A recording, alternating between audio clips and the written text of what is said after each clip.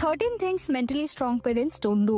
Raising self-assured children and training their brains for a life of happiness, meaning and success.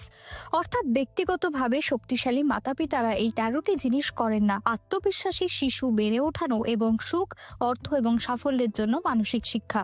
লিখেছেন অ্যামি mooring. অটুট মানসিক শক্তি নিয়ে সন্তান বড় করতে চান? এই লেখাটা আপনার জন্যই। কখনো ভেবেছেন কেন কিছু বাচ্চা সহজেই ব্যর্থতা সামলে ওঠে আর অন্যরা ভেঙে পড়ে?